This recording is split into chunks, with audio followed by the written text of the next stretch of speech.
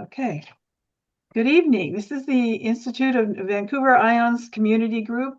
We serve the members and friends of the Institute of Noetic Sciences, which is a nonprofit organization dedicated to research and education on consciousness, human potential, and personal and social transformation. The views expressed by speakers, workshop facilitators, and participants do not necessarily reflect the views of the Institute. So our program tonight is discernment, the watchword for these times. And as we've already talked about, has become and will become even more challenging to know what is factual and believable. Our leaders, social media contributors, and some news programs outright lie, cherry pick what is reported, and exaggerate. Video technology provides the ability to doctor videos, and AI now provides the ability to produce realistic video using the voice and image of well-known figures saying whatever and in what tone the video producer wishes it to say. So we must know how to discern fact from fiction. And when I told Victoria that I wanted to have a program on discernment, she suggested that right away that we ask Ruth. And of course, I thought that was a fabulous idea, and Ruth graciously accepted. She has a degree in anthropology, environmental studies, cybernetics, and systems science. She worked as a futurist and organization and community development consultant while serving as faculty and administrator in several colleges and universities. In her second career, she earned a Doctor of Divinity degree and is an ordained New Thought minister, serving unity, science of mind, and Unitarian churches. She's written over 24 books on the history and power of applied metaphysics and dozens of reports on historical trends and future impacts of present actions. She hosts a radio program called Noetic Moments, a TV show called New Thoughts and Root Branches, and is a regular contributor to the Divine CEO magazine. She manages several websites and a YouTube channel to provide a broader access to her writing, interviews, classes, and presentations. She just begun her third career as president of Emerson Theological Institute, providing ministry training and advanced degrees in New Thought spirituality and consciousness studies. So Ruth is the perfect person, being a combination of scientist and spiritual leader. She comes from a very whole person perspective in what she projects. So thank you, Ruth, for coming, and it's all yours. Oh, right. Well, thank you so much. It's always a treat when you call me or text me or email me and say, is there any way? And I go, oh, yeah, that sounds interesting. Let's do that. So it'll be fun. I'm going to share the screen and bring up the slideshow here and see if we can get that to go. There we go. So everyone see the title? Are we good? You're not seeing it? Yes, You are. yes, Okay. yes. Good, good, good, Yeah, good. we can see it. I'm glad. I'm going to minimize this. So I'm not going to be able to see you. Dottie, you'll have to tell me if someone wants to ask a question or something. So let's say that if you want to ask a question, to use the raise hand feature, because I can't see you either. There we go. And if you Thank do the you. raise hand feature, I'll be able to see you. So And that That'd be lovely. and, Thank you. and that's under the reactions. Right. yes. Go to reactions. There's two hands. One is for raising your hand and one is for waving. Okay. Use the raise hand. All right. So we are looking at the word discernment, which is different from judgment. Judgment implies evaluation. Discernment has to do with making distinctions. And I'm using a quote here, a tagline, be not deceived, which is the title of lesson 8 in Emma Curtis Hopkins training for spiritual leaders and healers. And we're going to try to merge these two ideas. The material that Dottie just read is there. And what I've done is I've taken what she said and talk about it as actually a process.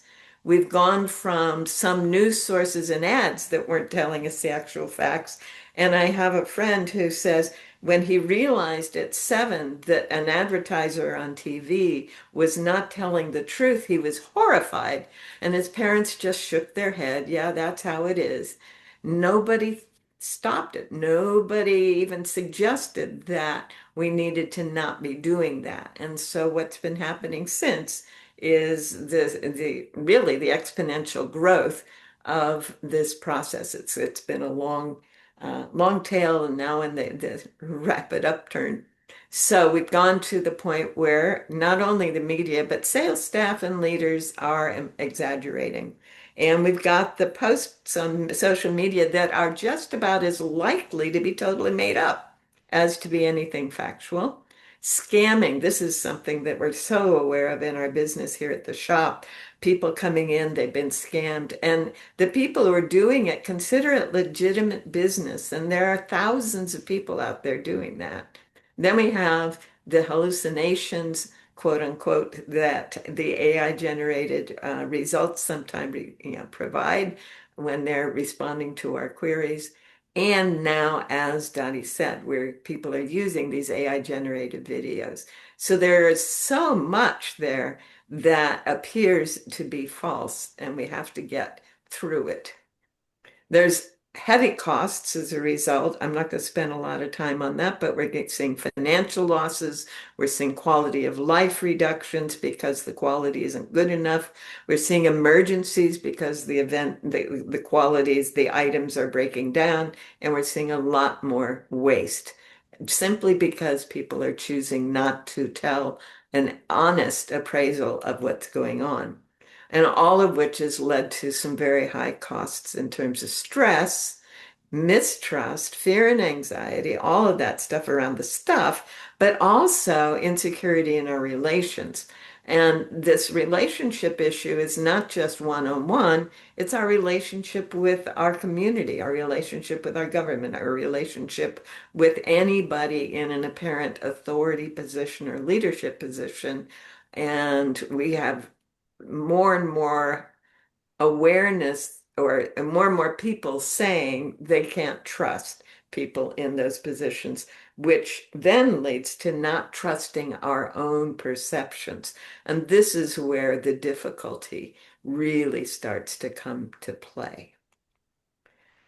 Because that leads to spiritual costs. Our lack of trust in others and our own self affects our ability to trust the source, whatever we call it, Tao, God, Ram, I don't care what we call it. And the two law, which is love your neighbor as yourself after you love the source with all your heart and mind and soul, we'll talk more about that, is impeded. We see shifts in our capacity to be in the flow and the very act of believing that lying can happen at all impedes our ability to tap into that flow. I'm going to go into details on all of these now. There's also this whole thing of people who are chronically dishonest.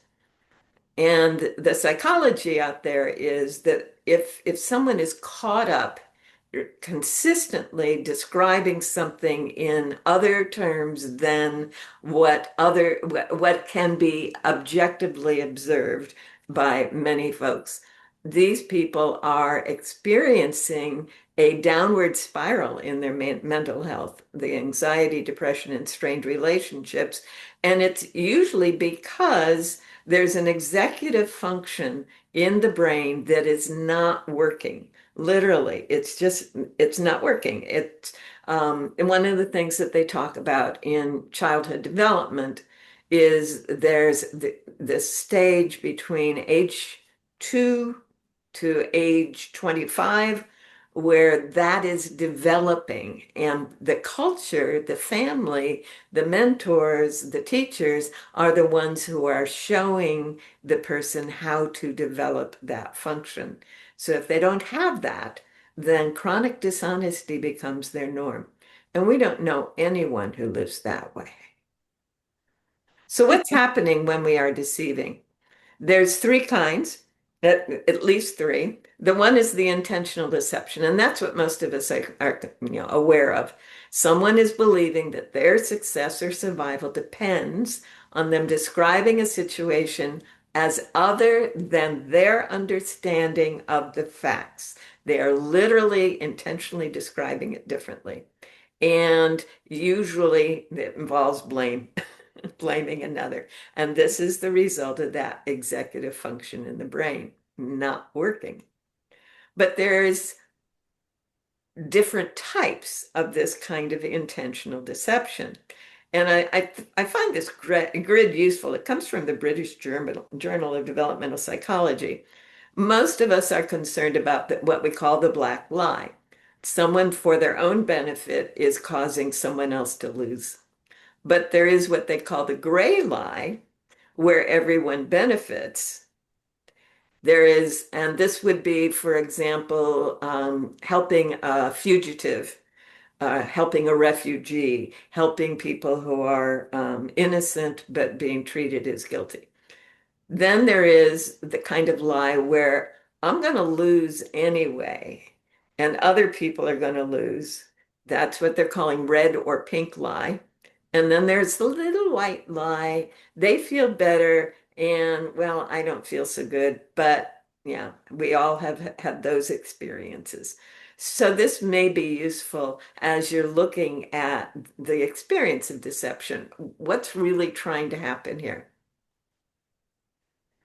There's there's actually a book that is Deceptive Practices of the Alphabet, and I'll show it to you in a little bit. But here's some of the ways that someone can be practicing deception without outright lying in many cases. If they keep the discussion above the levels of detail, or if they use anger, the anger makes them look right, or they use blame to be right, or this is a familiar one that's used often. Just because something follows another event, there's some, presenting it as having been caused by that event. The motive, the person couldn't possibly be, their situation or whatever is uh, given an evil motive. And then there's the deceptive practice of just simply starting with a false premise and then building on it with great detail. And I love that accuracy and brilliance from the false premise. And there's a lot of that going on in Western culture at every level of culture. And many people don't know that they're actually doing that. But one of the ones that has been used on me a lot over the past is, well, it doesn't matter because I don't think it's worth mattering. You just dismiss it. So these all tend to be deceptive. That is, they direct us away from the facts of the situation.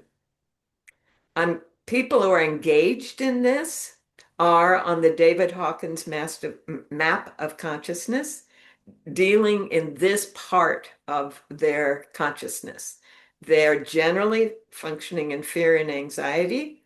They're generally craving and desiring something, and they are addicted or enslaved with it. They're generally dealing with anger, and they're being aggressive, passive aggressive in many cases. Sometimes they're actually in a form of pride and scorn. And so they're inflating things because they're being scornful.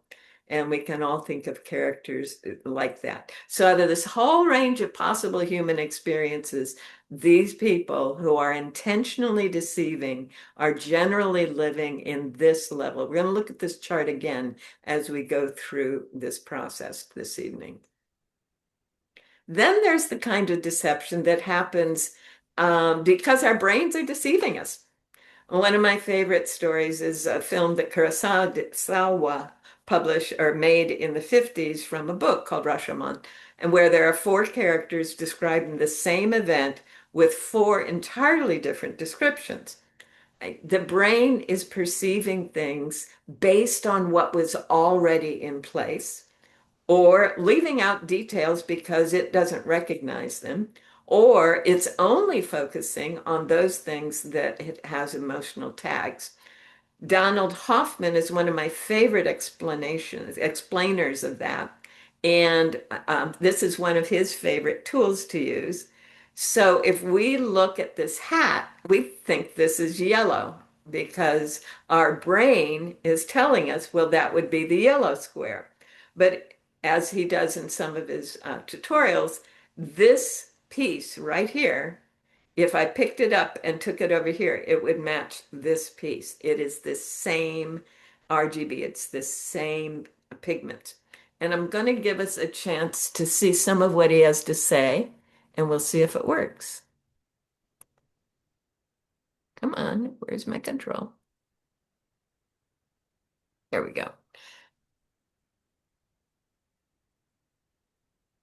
So I'm writing Sorry an essay about on that. cats.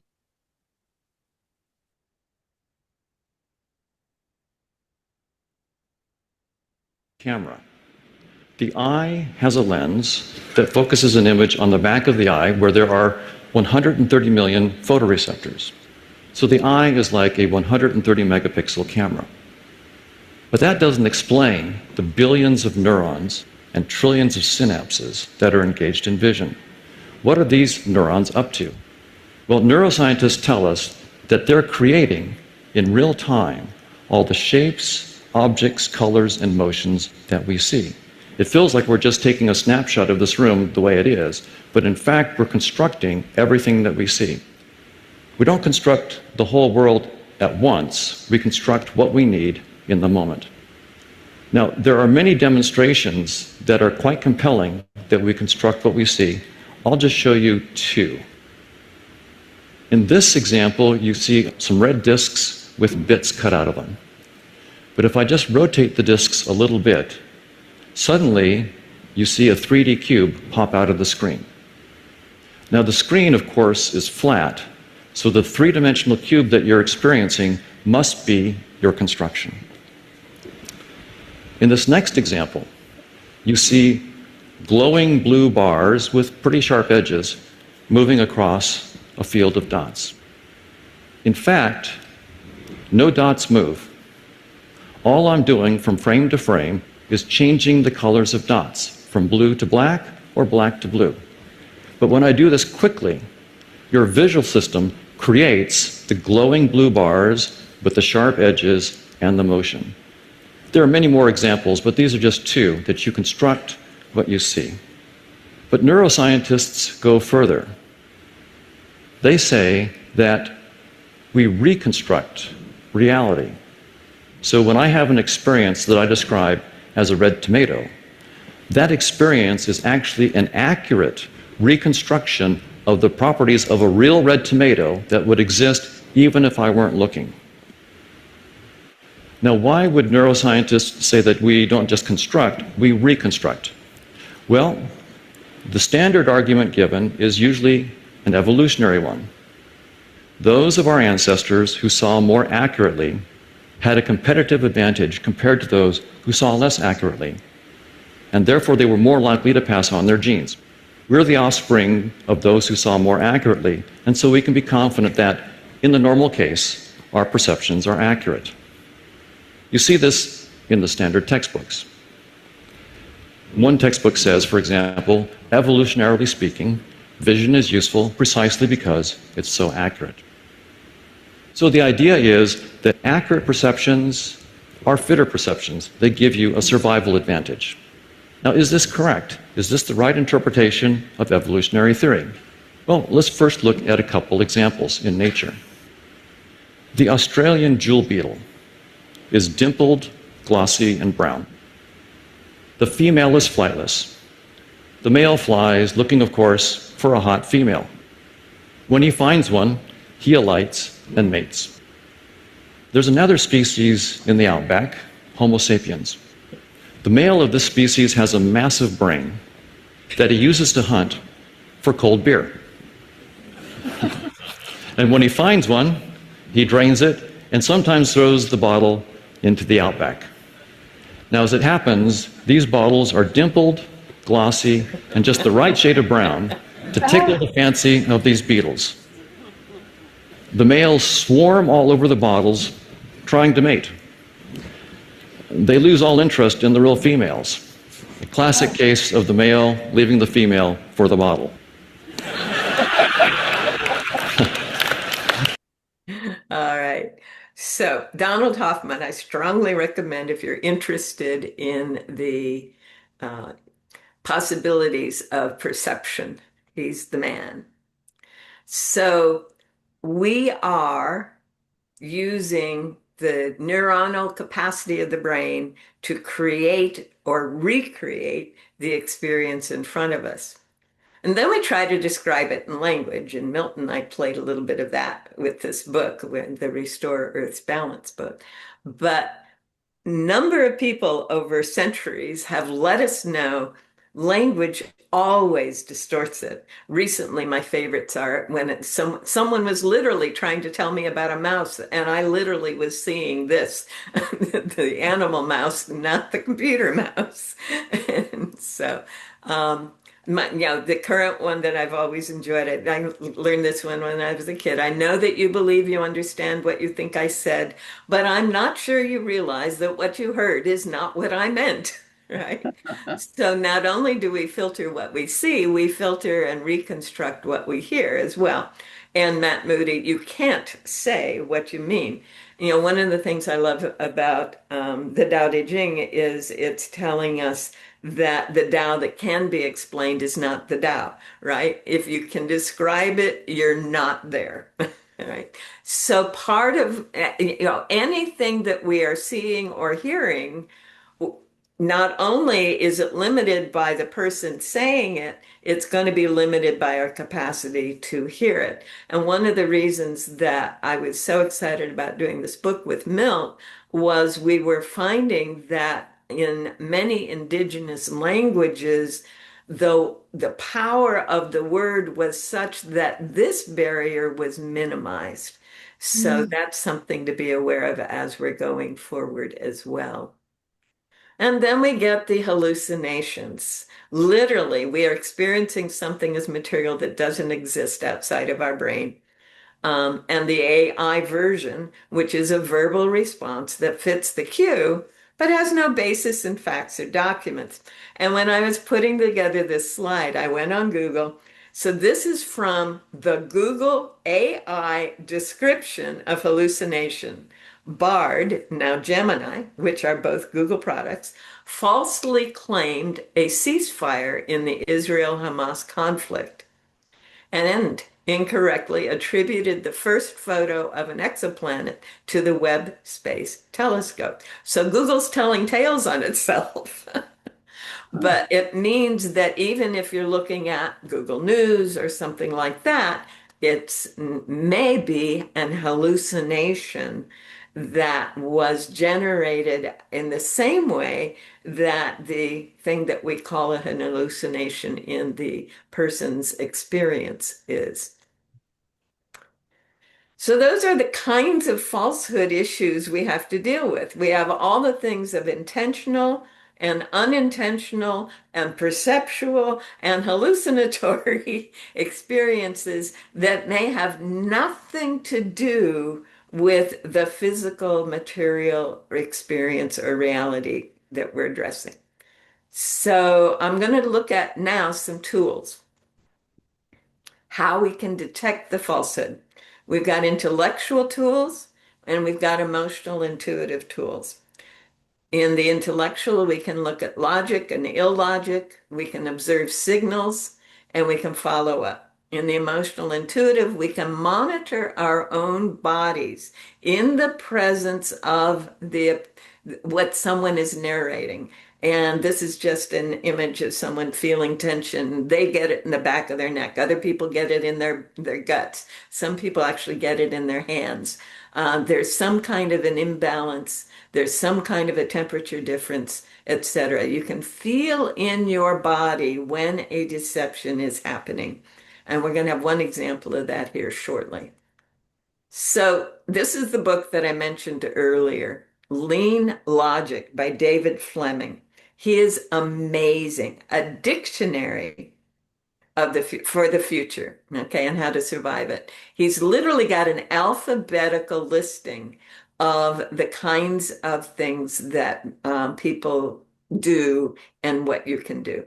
So here are the kinds of logical fallacies that tend to happen in the person attempting to deceive, what the person attempting to deceive, or the person who's been deceived and is just repeating what they've heard. All right, so the various kinds of logical fallacies, circular reasoning. Something happened because the same thing, happened. It's a circular reason there. Or name calling. Yeah, well, we know it's not okay because so and so was part of it. Hasty generalizations, and we all tend to do this one. We'll pick up on one or two things and then generalize a whole lot around that. Stereotyping, well, he looked like this, therefore it must be, right? Or she. The either or fallacy. It's got to be this or that, not ever recognizing that in most cases there is a spectrum. And then finally, the appeal to the bandwagon. Everyone's saying this, everyone's being this, etc. So these are some of the non-logical or illogical kinds of things that someone who is attempting to deceive or has been deceived and sharing it is likely to be doing. How do we detect? Okay. I'm going to give you some other videos if you're okay with it. And I can't guarantee we won't have more ads, for which I apologize. So from a person, we're going to look for a change in their baseline eye direction, okay? When I, Ruth, am thinking about something, where am I going? I'm always looking up here, up to my upper right. I almost never look anywhere else. But if I were attempting to tell you something that I knew wasn't accurate, I might flip down because I'm creating something or whatever. My eye direction would change, okay? We've all heard about the blink rate speed. Well, people have been getting around that one, but you can watch. The average person blinks 10 to 12 times in the course of a minute, and someone who's lying generally is either much faster or intentionally slowing down. So it's not a normal rate. There's a cluster of behaviors. We're going to get that from the deception specialist. People who are describing a situation that they are being or doing or presumably were or attempting to convince you they were, will tend to drop the pronouns. They'll stop saying I and me. They'll say, that any number of things, but they'll drop the I or me in that, or the we, or the she, all right, or the he, or the they. And then they start stumbling. When they're telling something they really have down pat, they've always been that way, it's never been an issue, they start stumbling around how they're going to describe what's going on. And then they tell the story in a different order each time they tell the story. So these are some of the things that folks who are in the business of detecting what people are saying or should be saying. So what we're going to do is see if we can get this without an ad. And no, yes. No, we have an ad. There we go. This is a TED Talk. Is to look for clusters of cues, to look for patterns of behavior that might reveal deception.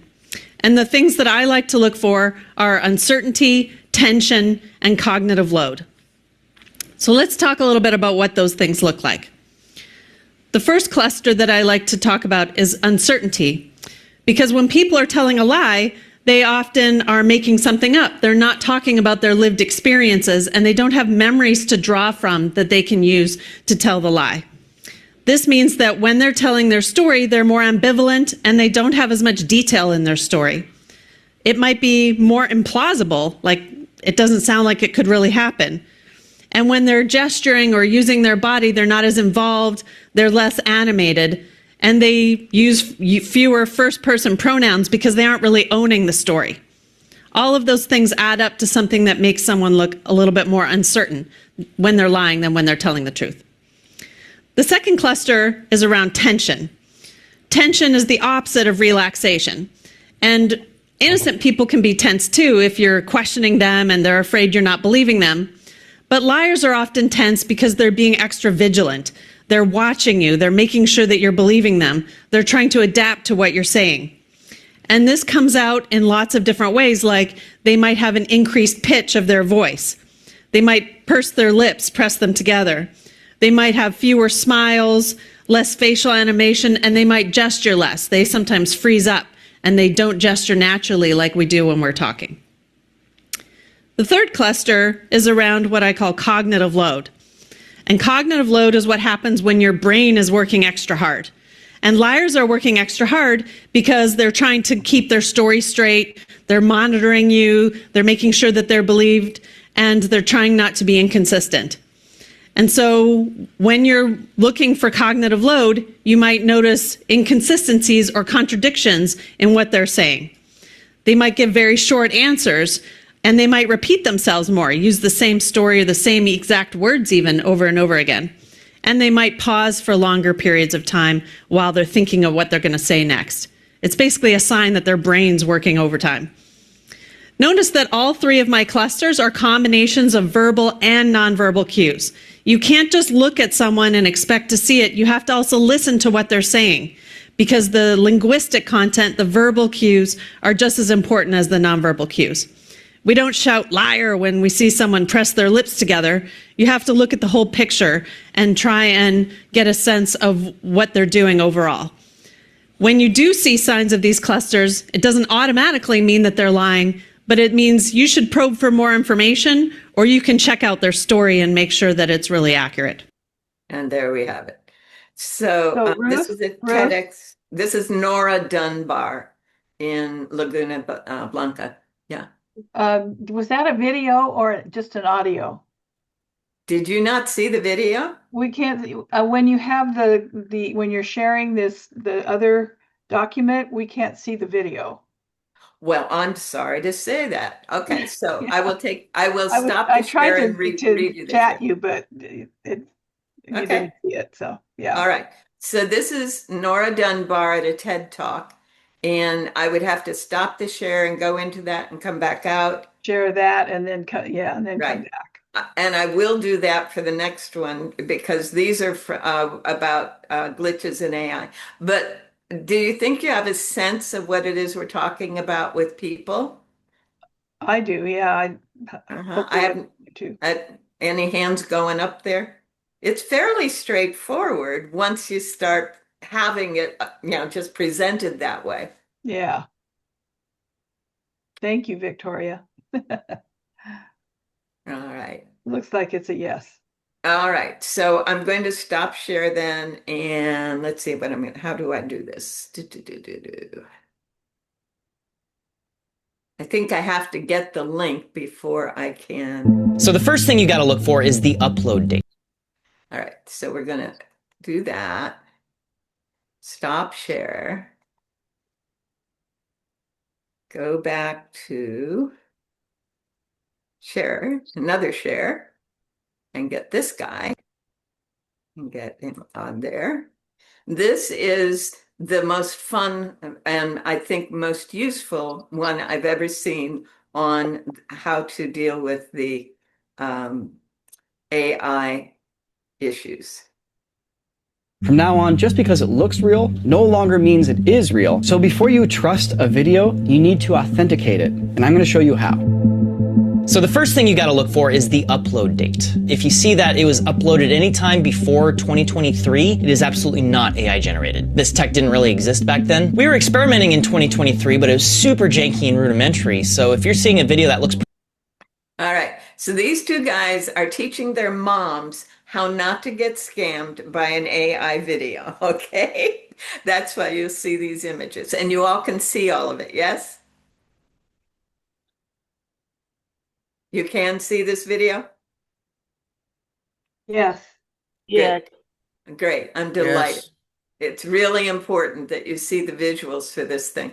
So they just told us. What's his name again?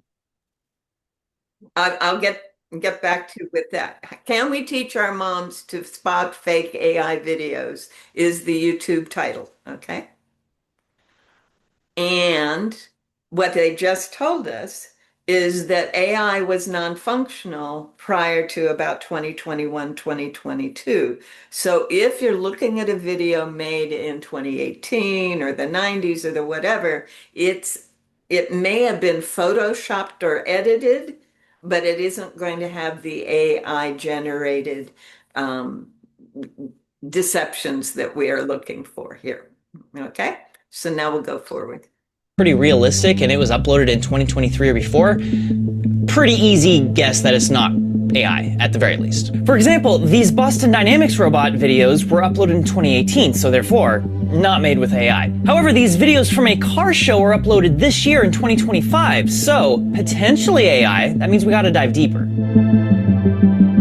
Any AI video that's being generated is very expensive to generate, so they're usually limited to just a few seconds in length. Like usually 5 to 10 seconds is as long as a video clip can be made, at least without cuts. So if you're watching one solid take and it's longer than 10 or 20 seconds, chances are it's not made with AI. I'm gonna start the clip and just count the number of seconds. 17, 18, 19, 20. Yeah, so this is a 20-second shot. So therefore, not AI. Now count the seconds for this one. 9, 10. Okay. Yeah, there's not a single shot in this entire video that's over 10 seconds long, so alarm bells should be going off right now. But it could still be real, so let's look closer.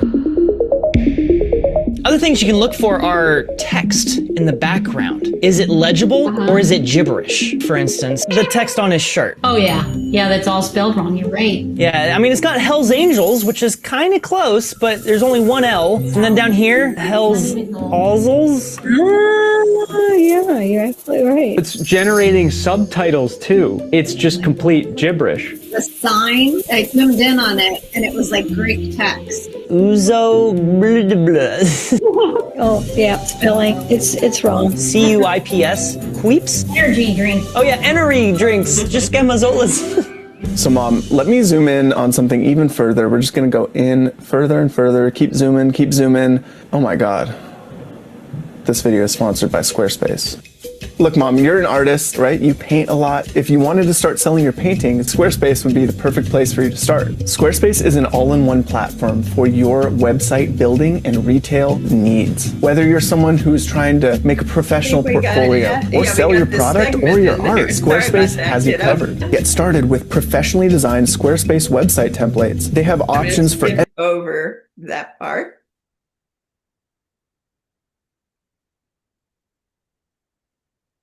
Okay, teeth is part of it. I want to show you some examples here. I don't think it's you.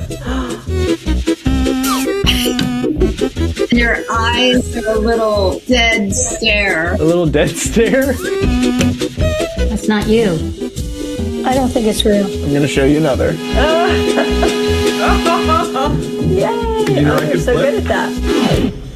The crazy part, Mom, is that everything I just showed you, though, is literally from one photo. Wow. I put in one photo of myself and then just said a guy is talking to the camera in a selfie or a guy backflips. So that's how easy it is. Yeah. And one thing I think that's really important, Mom, to look out for is the teeth. Since my mouth wasn't open in the photo, it has to make up teeth for me. It doesn't know what the inside of Nick's mouth looks like. So it's just gonna give me generic teeth. Really inconsistent, unrealistic teeth where some frames it's blurry. Your smile doesn't look like you. Some frames they jump all over the place. Yeah, see, he has no teeth. For a moment there, he's got like some buck teeth. But here's the thing, teeth are also a big tell even if you don't have a driving image and you just write in a prompt. And to understand why, we should just talk a little bit about machine learning models in general.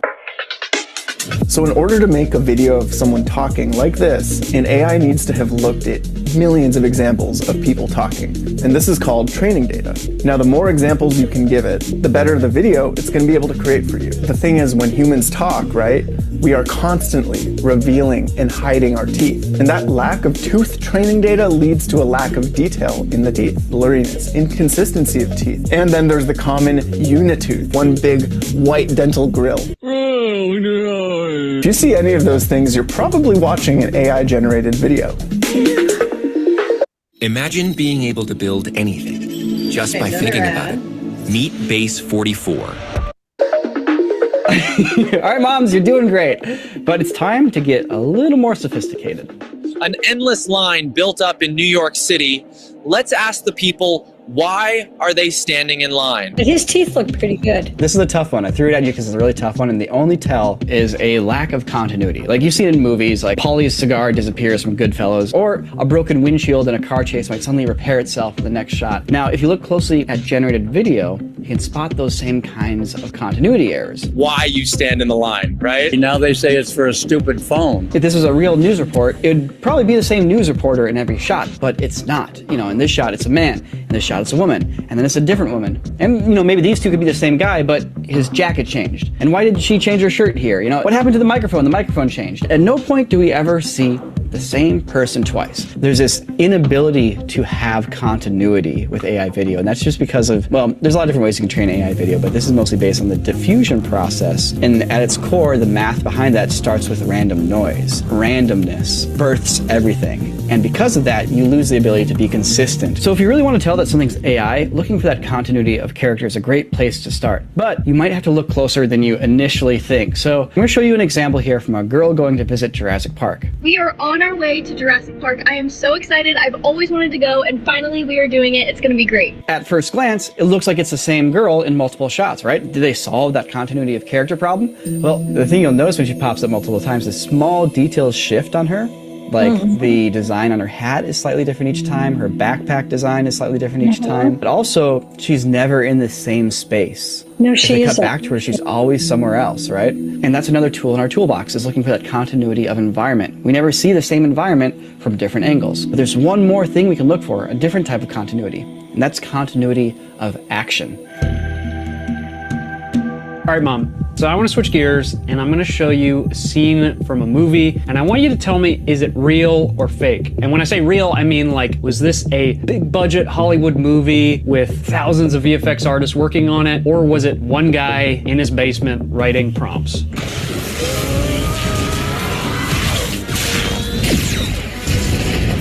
I'm gonna say it's real. Okay, I hope you would, because you and I saw this in the theater together, Mom. Oh my gosh, what is it? Avengers. Oh yeah, I love that movie. Who's this guy, Mom? Mallet guy? Malachi? That's what you think is... No, mallet guy. Mallet guy, okay. And then who's the guy on the back? Action Man? Action Man! But this is a different scene from the movie.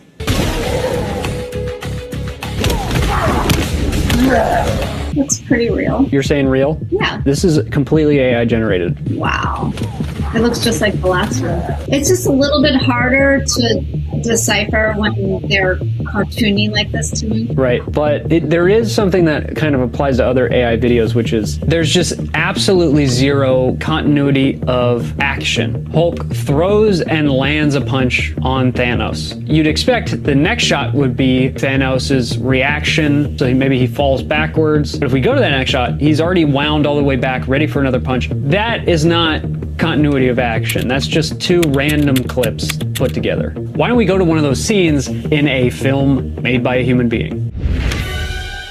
So we see Action Man, he's got Mallet Guy's hammer, and he starts to swing it around. And then cut, and we get the follow through of that momentum. The action at the end of a shot leads you into the next shot. So there's a continuity of action. And that's very difficult for AI because each shot is being generated from scratch. It doesn't know what shot came before, and it doesn't know what shot is coming after it. So there's no continuity of action.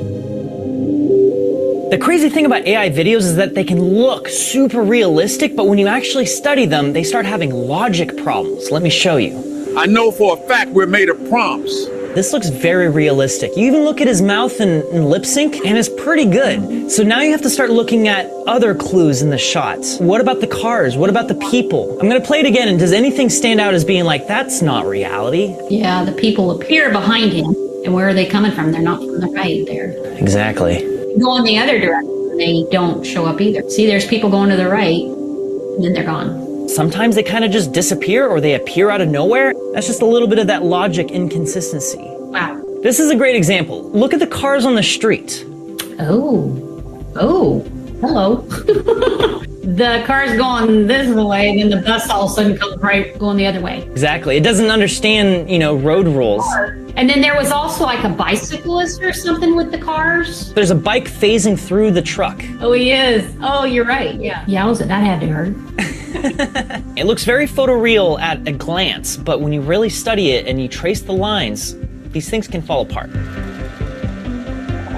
So check out this. This is kind of what we're talking about here with tracing lines. This is a thing called Shepherd's elephant. This is an elephant, but if you actually trace the lines and look at the legs here, we have this leg coming down into nothing. We have this foot going up into nothing. When you trace a line around the elephant, suddenly it's no longer an elephant. It doesn't make any logical sense. AI videos are doing the same thing. It just doesn't realize it's doing it. Okay, here are a couple examples of what I'm talking about here. Hey guys, welcome back to the channel. Today we're cooking with plutonium-239. Look at this shot. The entire shot's super realistic. The text on her shirt is actually pretty good. Live, laugh, bake. Great. But if you actually look at the cabinet here, for instance, it's almost like an illusion where it looks like it's kind of going straight, but it's also turning at the same time. It doesn't make sense at all. Also, look at this door. Thank you for coming to Jurassic Park.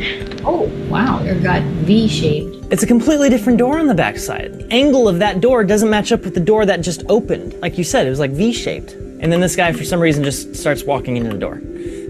These are the sort of logic problems you can expect from AI video. Okay, Mom, we have one final test for you. Imagine you get a FaceTime call from me, and this is what you see. All right. Hey, Mom, this is Nico. Please don't be worried, but I'm calling from the hospital. Someone boned me, and my car's totaled, and my leg is screwed up. They are gonna operate soon, but my wallet got lost in the crash. I need your help paying the copay for insurance. So they were clearly not accurate when they were doing trying to make the guys visible. All right, so these other ones that I have are the same information, but it's not nearly as fun. So I'm not going to go into those links. But if you decide you want to have more, you can. I am curious, was that a useful experience going through that?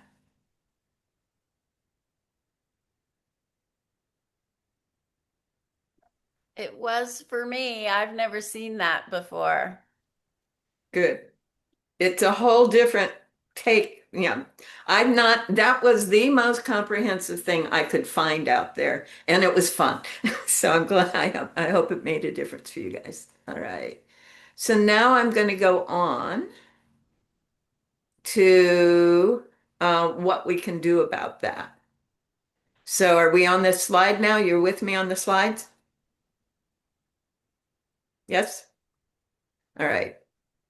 So they were saying at some point, you got to follow up. And that can happen with the AI or with the person, right? If you're, whatever it is, you need to be open to the possibility of finding more information. And so the how-to is to ask open-ended questions, even when you're in an interview, yes, for sure, but also when you're looking at the video. You're looking for those details like the teeth or the bus going the wrong way or the bicyclist going through the truck. There are, when you're working with a person, very specific interview methods that you can use to catch contradictions, but mostly they come down to asking them to tell you again from a different angle what it is that they were trying to tell you in the first place, and then do research on whatever the topic is. And talk with others and get more input. Remember Rashomon, there will be other perspectives on whatever is being described. So we want to activate our curiosity. We want to investigate the verifiable details. In the ending of that video we just saw, they were saying, if you get a video that's got my face in a hospital bed, how do you know it's not me? And one of the women immediately said, never mentioned the hospital, and ERs don't ask for money, right? So they understood the verifiable details. But also, if someone is saying, I was on bus 25 at 9 o'clock at such and such a town, well, is there a bus 25 in that town? Those kinds of things. And then explore optional explanations for things. So that's a way to follow up on the story.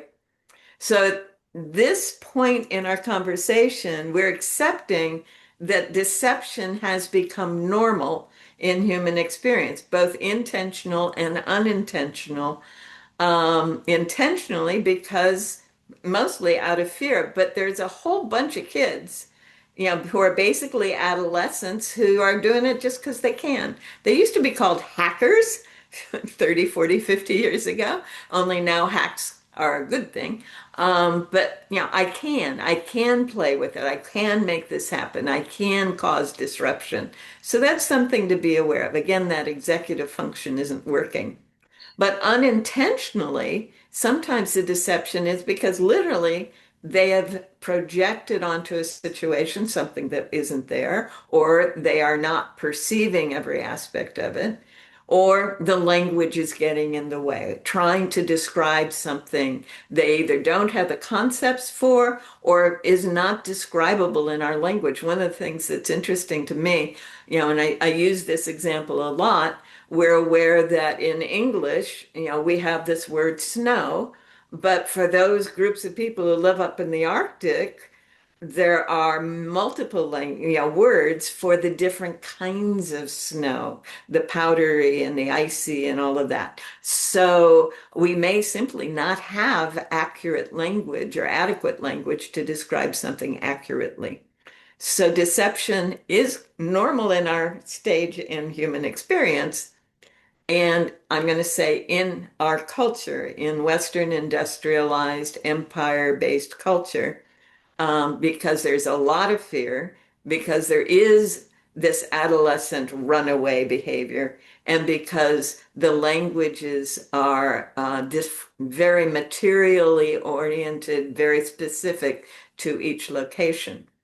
Now, if they are engaging intentionally in deception, they affect their own well-being in negative ways and that of others. And that's what we saw with the 4 kinds of lies and with the psychology. And we can see through any form of deception when we look at the behavioral and verbal cues involved and the AI through the technical and logical glitches. So that's the technical summary, if you will, but I want to go on to the next level of this conversation. I am going to open up, I'm going to stop share for a minute and see everybody and ask if there are any specific questions about what we've covered so far or any issues that you would like me to expand on from what I've said so far.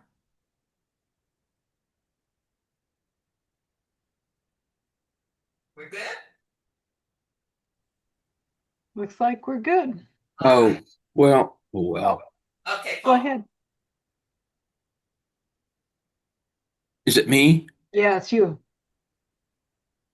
So my question is, Ruth, it just seems today, with the news and particularly in our politics of today,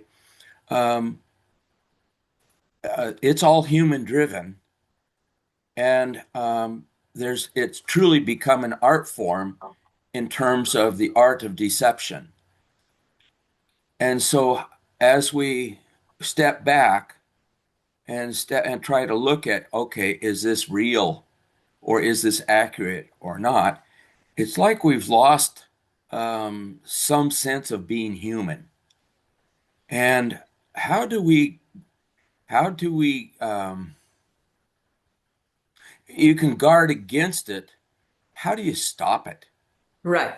That is part of where I want to go next. But the thing that I'm seeing is there is this function in the brain that is not working properly for the people who are chronically deceiving.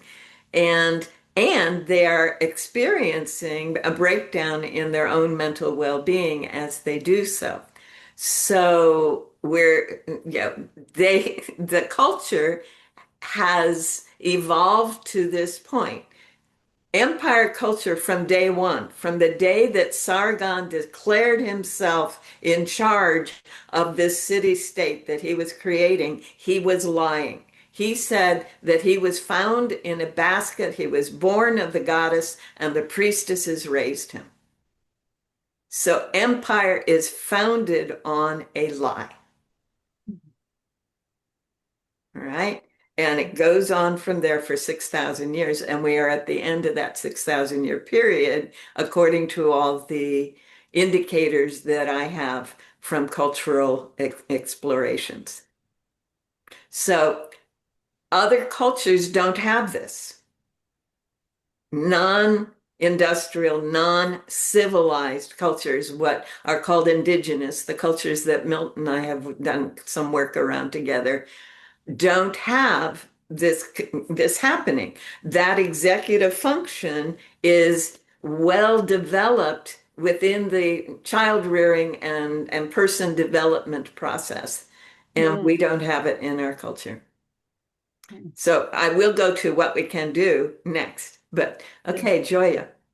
Yeah, I just was kind of wondering, do you feel like intentional deception it kind of goes off what Paul just asked, is it intentional deception primarily about control or fear or survival or power?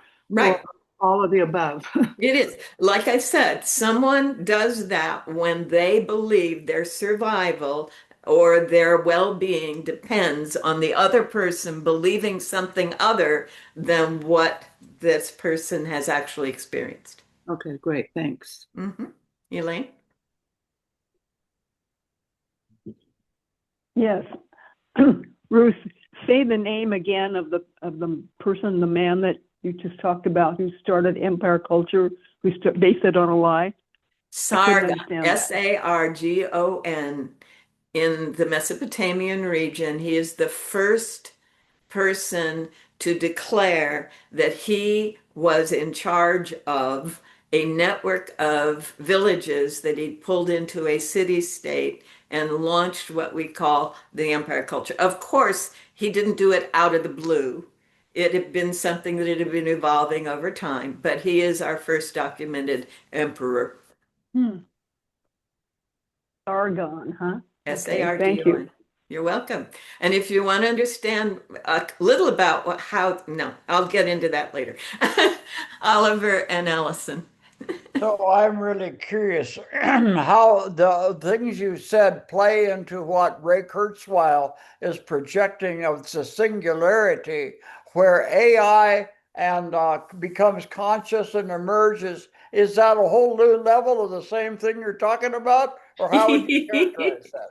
We're not, language learning models are probably not going to become conscious, but they have gotten, they've gotten to the point where they can mimic conscious behavior very well. And we do expect that singularity within the next 30 months, where the kinds of things that AI can do exceed the kinds of things that the human brain has been allowed to do thus far. And I have some thoughts about that hopefully I'll get to before we're done. But thank you, Victoria. Well, I don't really want to, well, anyway, I heard a speaker use some word about what happens to the brain when people try to make sense of that which doesn't make sense. And I'm not talking about math or whatever, but like the misinformation or the propaganda, and it implied that something is actually happening in the neuron, in the brain. So I just... Right.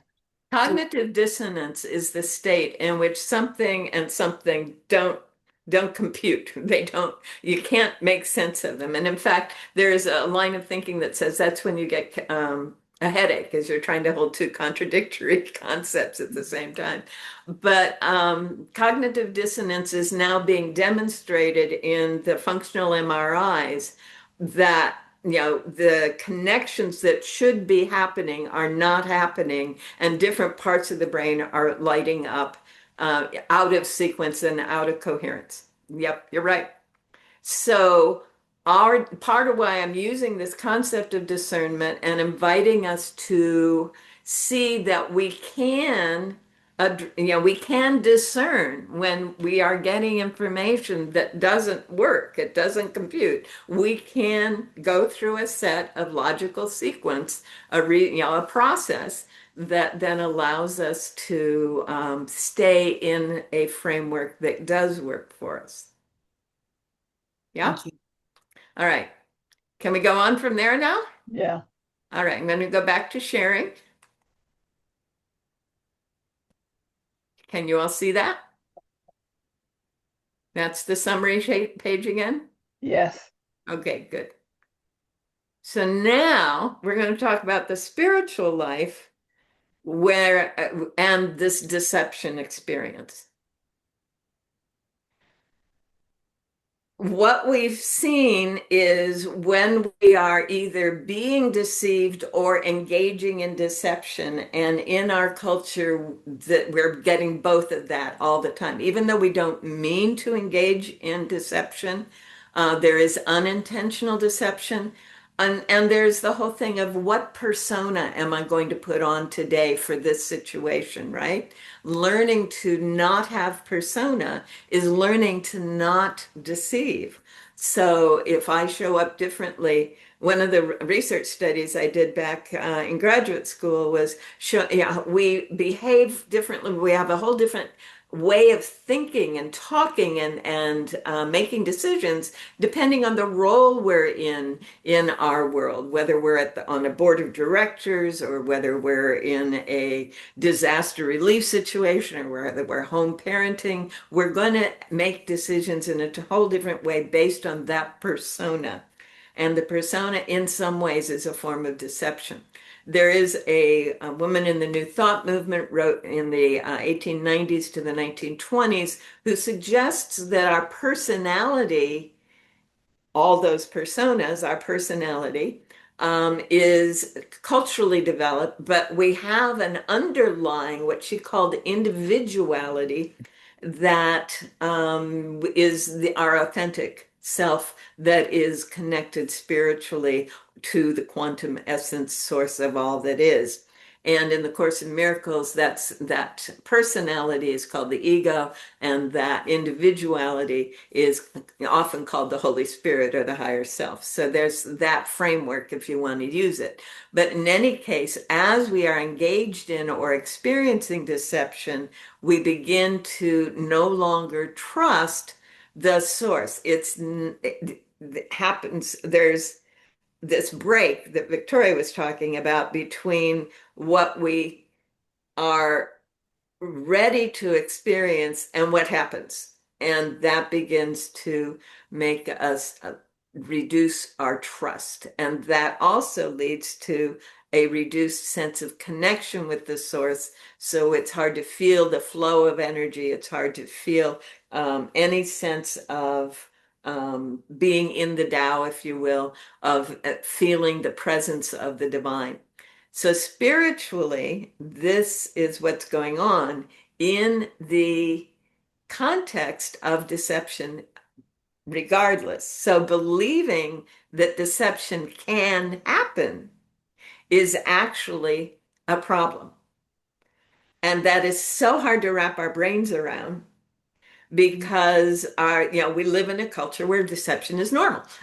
And so to try to let go of that belief becomes a very important issue for our spiritual life. And we'll talk about that as we go. So this reduced ability to trust source, the world is experienced as false, therefore the source must be experienced as false. And this then leads to the impeded experience of loving the source with all our mind and strength and loving each other. Both of those get impeded as we begin to experience more and more deception in our worlds. The result of that within the Judeo-Christian tradition, and there's other language for it in other traditions, is that the promises that are the result of living the two law are not fulfilled.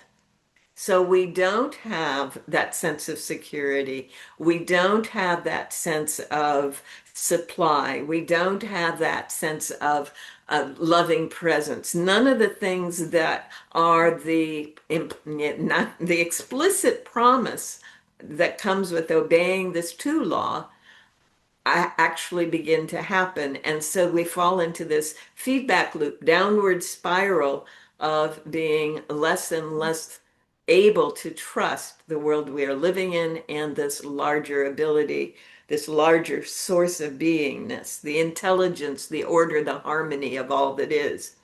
So the brain then experiences disharmony and it signals to the body, oh, we're in a disharmony situation. So then the signals are different neuropeptides, different nerve signals, etc., that increase the sense of distress. And emotional stress is reinforced. And so the isolation leads to the increased disharmony, and the sense of I'm being isolated then is reinforced by the neuropeptides being sent and the connections being made in the brain, which then leads to an overall reduced experience of well-being in this downward spiral of thought patterns. And people start making poor choices. There's a lack of internal coherence, and these brain body signals are disrupted. Disease, accumulation of the defense mechanism called body fat, autoimmune diseases that are the body attacking itself because it doesn't realize that it's in a safe environment. All of those things are indicators that the deception going on around the person, as well as by and within the person, are overwhelming the body-brain system. Mm-hmm. So then, that then makes it almost impossible. It impedes our ability to experience truth, which also includes harmony, joy, peace, calm, love, friendship. This reduced coherence in the brain-body system leads to the poor choices, leads to downward spiraling thought patterns, leads to more stress.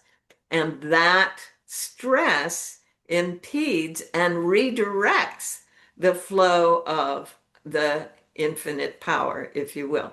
So we know that, in ions, we've demonstrated that if I have positive thoughts about someone, that person's body is affected. If I have positive thoughts about my own body, my body is affected. When I have negative thoughts about my body, when I'm in a downward spiral, my body is affected. And now we are able to demonstrate, yes, that is true with other bodies as well.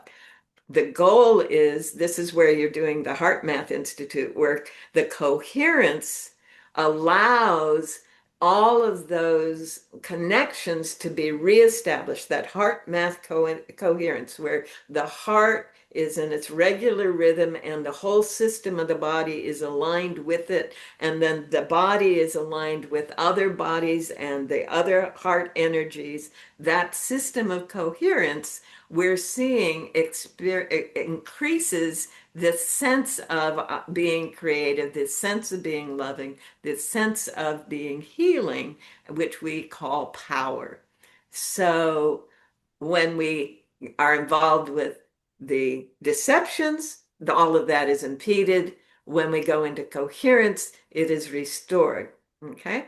In deception, though, because this flow has been impeded, we have increased time delays between our intention and the fulfillment of the intention, both in our physical activities, that is, we procrastinate more, we take longer, we stop more, we need more breaks, we lose sight of what we're aiming for, etc. So it's happening at the level of my conscious activities, but it's also happening at the level level of my presence as part of the creative process of the universe. So that, as Thomas Troward used to say, what many people call God, he called the creative process. And what has been called the quantum field, if you will, is constantly generating form and more complexity.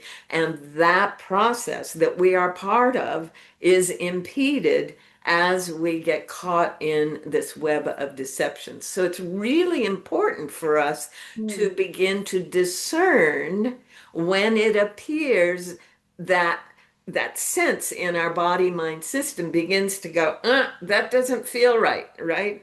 This brain activity is not what I need for this moment.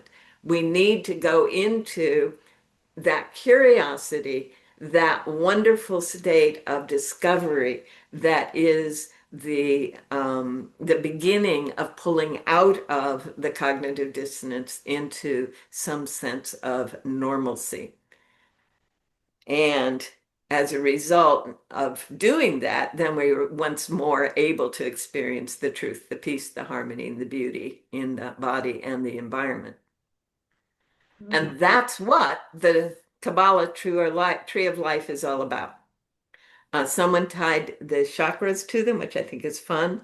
And these are different levels of activities. And if you see it, it's actually a set of paths. I get to here, I go to here, I have choices. If I go this way, I'm going to have choices. And as I go through these paths, and sometimes I end up going back and around, this is the hero's journey, I will experience more and more of who I truly am and be able to let go of some of these deceptive patterns. So this is how we undo the effects that we've just laid out. First, we need to understand that underlying fear that has led to the deception.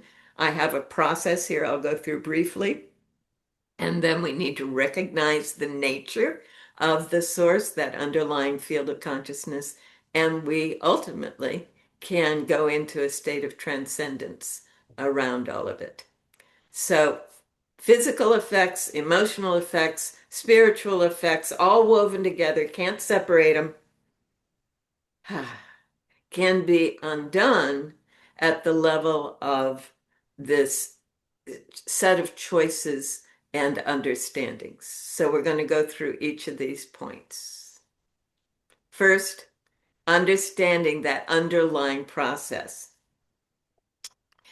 Anytime any human being is going through major changes, they experience insecurity of fear. When the whole culture is going through major changes, you can see that insecurity and fear are going to happen everywhere. And insecurity inevitably leads to a need for control. It doesn't matter what the level of it is. It doesn't matter the age of the person involved. You can see it over and over again. When a brand new manager comes in, the first thing they want to do is control everything, and until they learn that that doesn't work anymore. But it is normal. It's a stage one position for someone in leadership who is feeling insecure. All right. And in that insecurity, they develop this belief that only through deception, I've got it all handled, when they haven't, or something like that. And only then can good be experienced. This really is, right here, that belief that only through deception can their good be experienced is the core of all of this throughout human behavior. Or it's because they can. It seems to be fun. But that's a function of that executive function not working properly. They're getting their kicks they're getting their dopamine, they're getting their endorphins because they accomplished something and they saw a difference out there, and nobody had taught them otherwise while they were growing up. So then what happens is they start doing it, and they don't understand that when they deceive, they are hurting themselves and others. So this is the underlying process, and we need to understand that this is happening at every level that it is occurring, whether it's in advertising, whether it's in press releases or speeches, or in any mode at all that anyone is interacting, job interviews, management meetings, it doesn't matter. This is how it is working. And when we understand that, then we have a possibility of finding compassion and ultimately forgiveness. So when we acknowledge there is underlying fear there, I know a number of people who will periodically just take an image, a mental image of some of the current American political leaders and hold them and let them know they don't have to be so afraid. They can start being honest again. So for what that's worth. Once we acknowledge that, we understand it. Once we understand it, we can feel the compassion. What incredible pain and fear must be leading to this behavior? And when we feel that compassion, then we're not in our triggered reaction. Our brain no longer goes, ooh, I can't quite make sense of that, or ooh, there's something not quite right here. Our brain goes, oh, well, I can do something about that. And that's part of why we have the opportunity or the encouragement to go to just double check this list, this logical process of that didn't feel like it could possibly be accurate. Well, what about this, and this? You run down it. And then you're already in the brain making order. It likes making order. That's what it likes to do. And you're beginning to transcend in some ways. We can rise above that initial reaction to the distress. And ultimately, we can move into forgiveness. So that's what happens. I said I'd bring this chart back. The folks are in their lives are down in here, but the people who are beginning to understand are beginning to function here.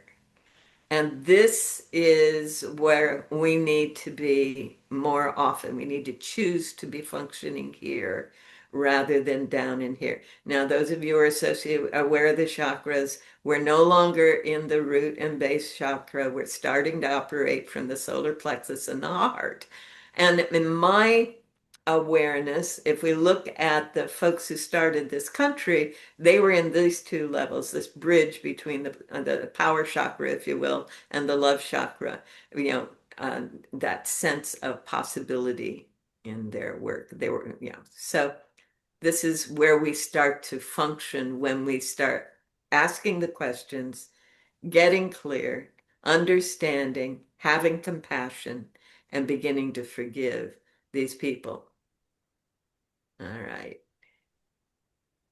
So this is a very brief outline of my process for how we can do that. I have it in detail in a book called Empowered Care. There's a summary of it in a book called Making the World Go Away as well.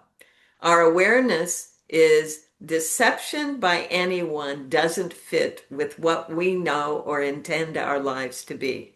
And this is part of what Paul was getting in touch with. Any form of deception doesn't fit. It's not okay. So we become aware of it. And yet it's been part of our experience. And we're not going to pretend that it hasn't been. Okay? So we need to acknowledge that while it doesn't fit, now that I'm aware of it, it has got me where I am. There's been a lot of deception that I have worked through, that others have deceived me. And then, I put on personas. I have done the occasional white lie or whatever. We all have done something that is this deception process.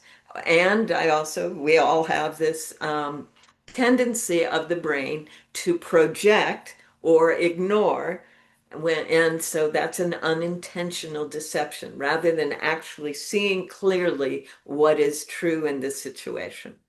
So we are aware, we accept it, we acknowledge that it's brought us to who we are now, and then we allow ourselves to feel the feelings. And some of that is anger, and some of that is is just disgust. And some of that is, there's a lot of feelings. And I'll set up 2 or 3 days sometimes, but certainly a whole day just to spend some time feeling the feelings and writing them and speaking and moving and whatever I need to do to begin to push from, X meaning from and pressing meaning push.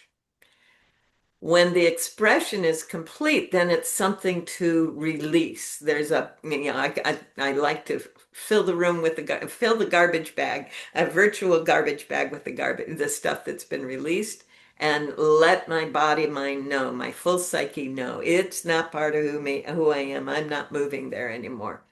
Then we have in imagination, we tell all the people that we've associated with this deception stuff with, that we have let go of this, no longer hold them responsible for their part in it, and ask them to release us. This is what's called forgiving, and some people call it giving forness. I receive peace by giving up my attachment to this stuff. And then from there, we can claim what is real. And in this case, we always experience truth, capital T, regardless of the appearances at the material level. And we come up with an affirmation reinforcing that. So that's a brief overview of my process for helping getting past the energy that has kept me looped in the behavior or pattern that I'm ready to let go of. Which gets me into this space, right?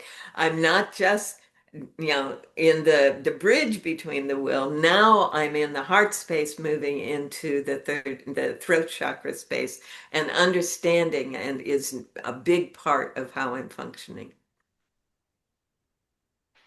And in that place, then I can actually feel this underlying field of consciousness. This is a version of Indra's net, if you will, where everything's reflecting everything else and it's all interconnected. The universe is one whole. The multiverse, the consciousness underlying it all, is one whole, out of which all matter and energy emerge. And there is information throughout this field. Ervin Laszlo, a system scientist, has declared that the quantum field should be called the Akashic field, because every bit of information that ever could have been in place and every bit of information that is in place or ever will be is already in the field. It's all there, and it's all interconnected, and it's surrounding and interpenetrating space-time and every aspect of this universe and continuum we live in. And it supports every thought, word, and action the same way soil supports every seed. Doesn't matter what the thought or action is, it will be supported in this field. And it also reflects every thought, word, action from all aspects. So who and what I am being now is reflected back to me from the universe around me. That's why this model of these reflective spheres is the most accurate, though very symbolic, very limited, very inadequate image of how that works. So as we begin to accept that who we are is part of that, then we begin to transcend. We are transcendent beings with transcendent powers. We are perfectly capable of rising above, transcending. This is what Emerson was trying to get us to understand. Ralph Waldo Emerson, the idea of transcendentalism, as he was able to bring it to American culture, was that who and what we are is so amazing, and who and what nature is so amazing. The cultural norms and behaviors are nothing. We transcend them. So then something comes in, and these are quotes from Emma Curtis Hopkins. You will feel your transcendent nature. You can't help feeling that all power is yours to use. You can't help using your divine, this all power, wisdom and power. You can't help but doing that. And it's the same with every person, any case, any situation that comes to you. Deception is not possible when you have worked through this process. So this gets to what Paul was asking. How do we stop it? We stop it in us. And what happens is the nature of the universe is such that it is then happening for all other beings. This is another version of David Hawkins' map of consciousness. We have moved from down in here, where deception is necessary for survival, to here, where reason and inner wisdom and inner light are becoming our norm. And this is approaching the heaven on earth state that is described in the book of Revelation. We are living more and more from this inner wisdom, this inner light, and none of this happens anymore.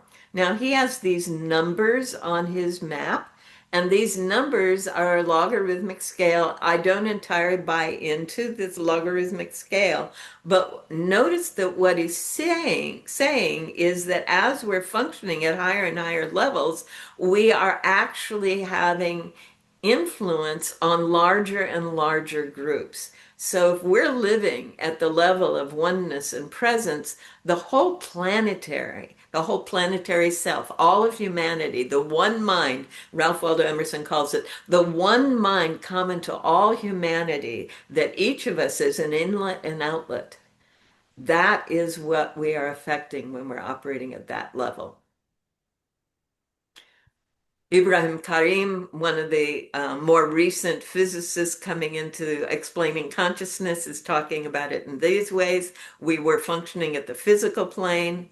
As we begin to get in touch with the effects of deception, we begin to move up into the mental plane. So this is kind of an up and down cycle through these lower three planes, and that brings us up into the mental plane as we work through it, through that process of getting to the place where we're no longer feeling the emotional reaction, we're no longer caught up in the deception.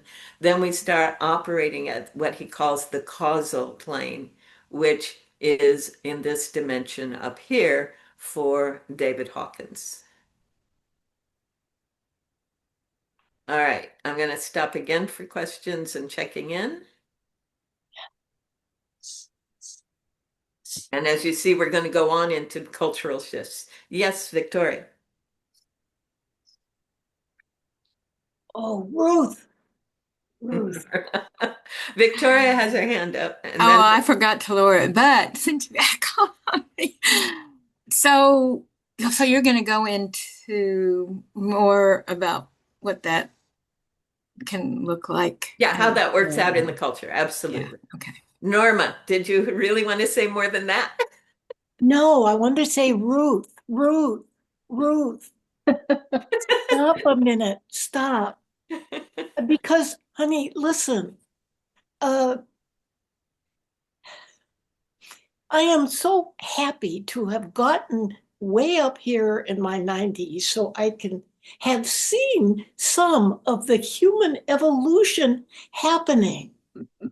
And we're stuck. We're stuck in,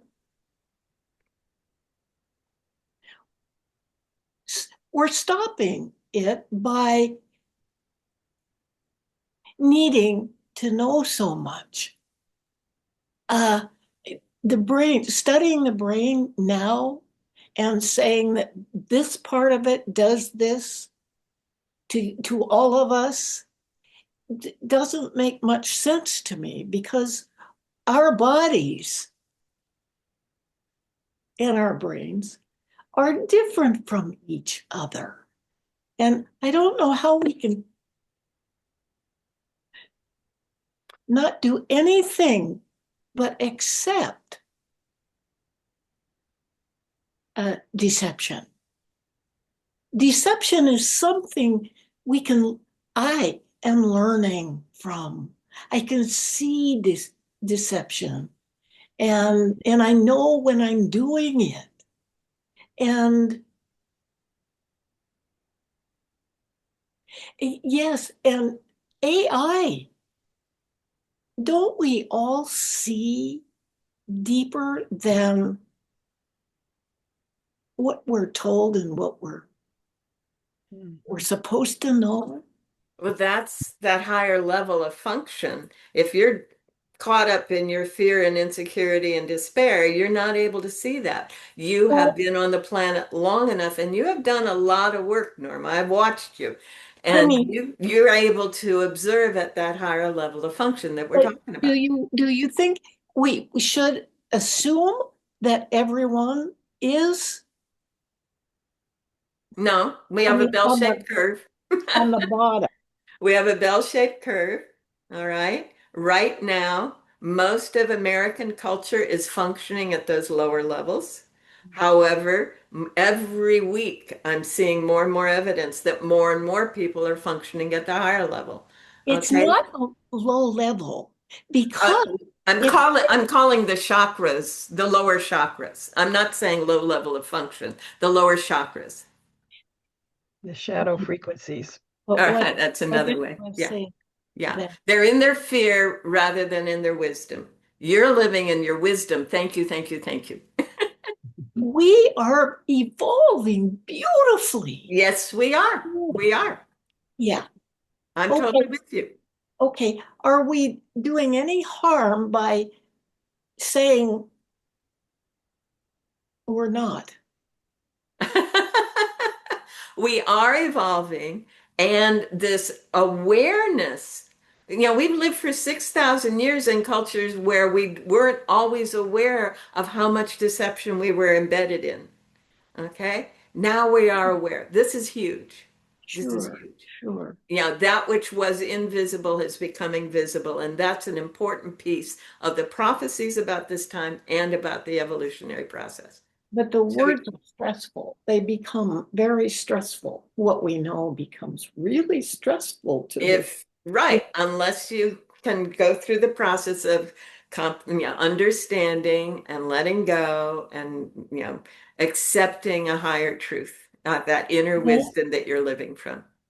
Yeah. Right. And I want to hear you be there. Hang on. Thank you, dear. Can we let Milk get a word in? Thank you. Really tonight. Thank you, Norm. Ruth, thank you very much. And I'm wondering, have you seen the video that we saw here on the WISE AI Summit, bringing wisdom into the relationship between humanity and the AI? I did. I scanned it. I didn't get to really, Okay, there were some points made in there that were absolutely incredible. My work, what I feel in the world is that the cosmos is that evolved structure. It is the truth about life.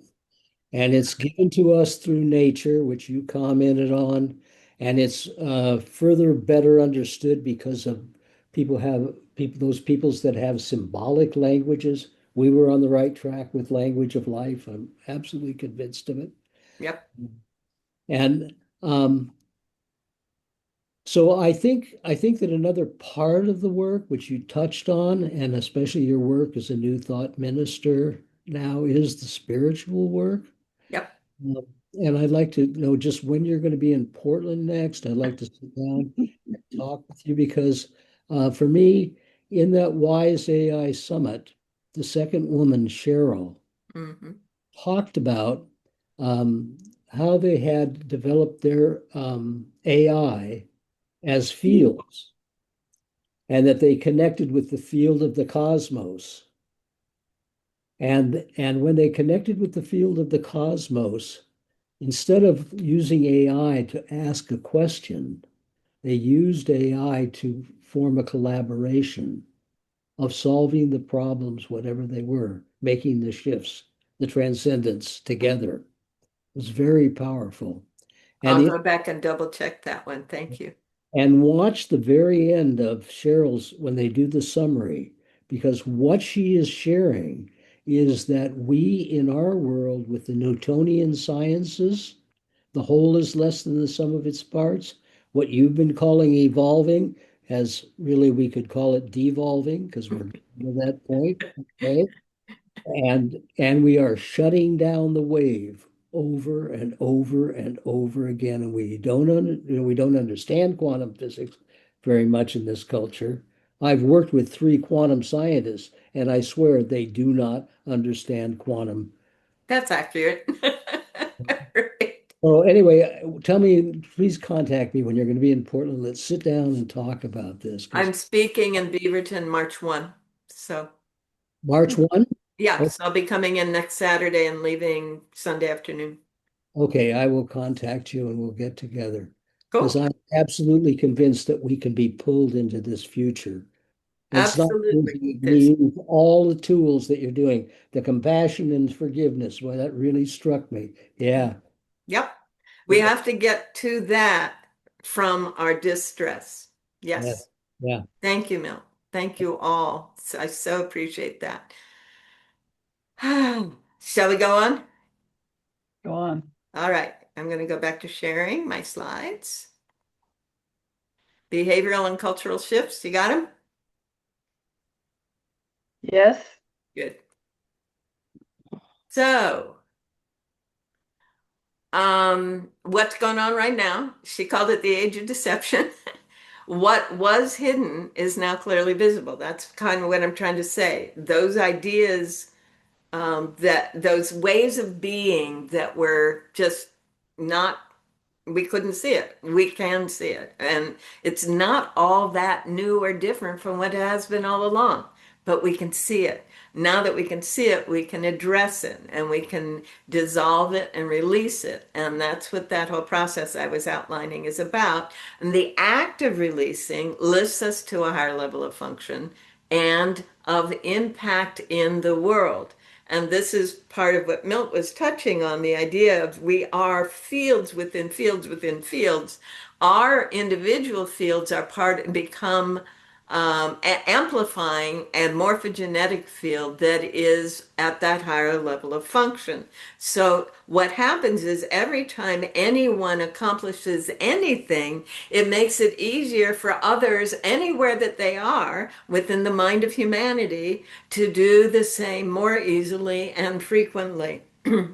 So that is so cool. I get so excited about that. And I am watching it. Again, we're looking at an exponential function. It was a long, slow beginning, but we are now on the upswing of an S curve where the shift in the face of an apparent distress to a higher level is happening more and more and more, and more of humanity is functioning at those levels of forgiveness, which means cultural norms must shift to align themselves with that new level.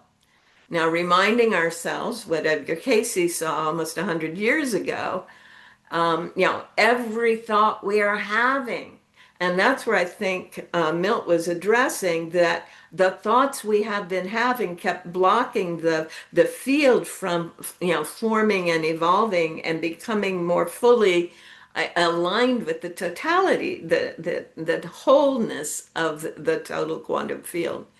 So this is a map some of you have seen before. This is my schema for what's been going on historically, keeping in mind that there are hunting and gathering tribes going on all the time, but about 4000 BC, this idea of kingdom, empire, fiefdom emerged, and it's been doing its thing, and it's now beginning to fall away again.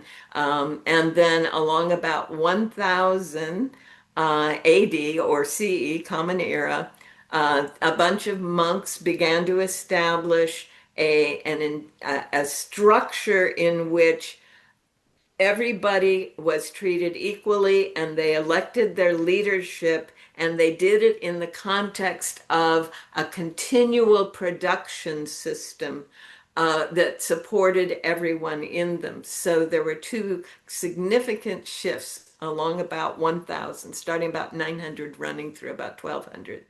And then that led into the Democratic Republic through the 1850s, which has exceeded its capacity and is falling apart now. This is what we are experiencing, the falling apart of these democratic republics that are based in part on the empire culture front structure.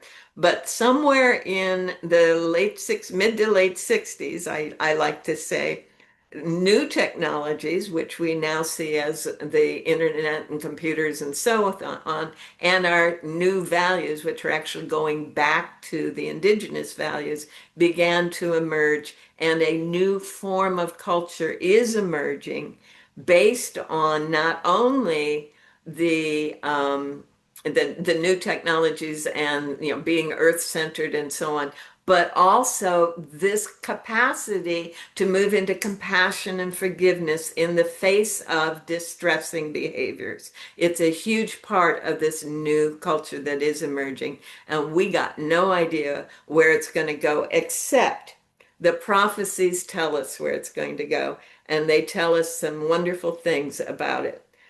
Here's a way to think about this emerging culture.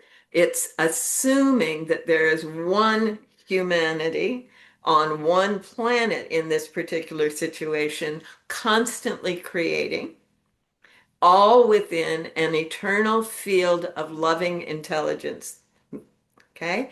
And it has a set of values and principles that are all functioned within the context of this interconnected web of life. So the inherent worth and dignity of individuals, everyone on a search for their particular version of truth and meaning, democratic processes, that is valuing all of the input from everyone and finding a way through to finding solutions, a recognition we are one planet and we have a global community. It may be acting like an unhappy family right now, a very dysfunctional family right now, but it is that.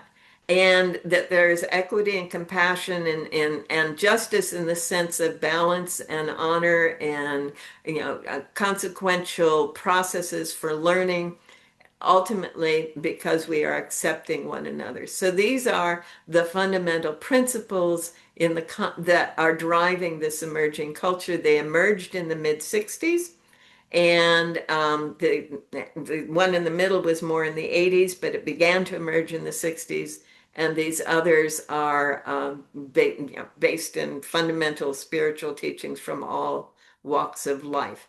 So we're moving toward a culture based in eternal truth, okay, in which individuals feel totally connected, maybe alone, but never isolated. They're connected with source, whatever that is, this quantum field that's flowing in us, through us, around us, whatever we name it. I was listening to a woman today who's a minister in United Church of Christ Congregational, and she calls, she says that she has this higher power she calls Gus, guiding universal spirit, right? So that's the higher power she's working with. But we're always connected with each other. We're always connected with all forms of life and nature. That's the fundamental basis of this new culture that is emerging. And it's also deriving and driven by intuitional and spiritual practices and understandings. They're honored. Our inner wisdom is the basis for all action and for healing, bringing wholeness, experiencing wholeness. Transformation of every situation starts within. I start at home. If I see something I don't like, I start inside me. Technological development is metaphysical before physical. The Mayans say our emerging technologies will be in the spiritual dimensions. Ken Keyes, the author of Bird People and Third Millennium, is saying that we will be making changes in our bodies through metaphysical processes over the next few centuries. Then we have physically homes and workplaces that are built to harmonize with our spiritual and natural processes, where cooperation and mutual support are normal in all interactions, where apparent conflict is seen as an opportunity to work through a misunderstanding for mutual benefit. I'm starting to see this one emerge in the popular media, this concept. which is marvelous to see. I hadn't seen it in the popular media until just this last year. And then leadership evolves and rotates as coordination rather than decision making. So this is the kind of culture that is emerging as we move through this apparent breakdown or the ending of one form of culture into the new one. And that's a huge part of what I have to say today. So I'm here to be with you. Well, that was fabulous. And it brings so much together of all the other things that I read and study and, know about. So Jonet has a question. Jonet?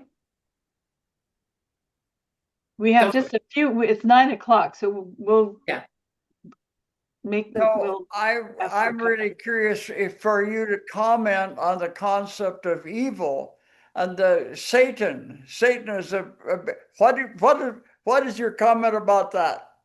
That's so funny. I was just reading Piers Anthony's series of the incarnation of the immortals. So in his concept, the idea is that each of the archetypes that we have called whatever they are, people rotate through those archetypes. But in the world that I deal with,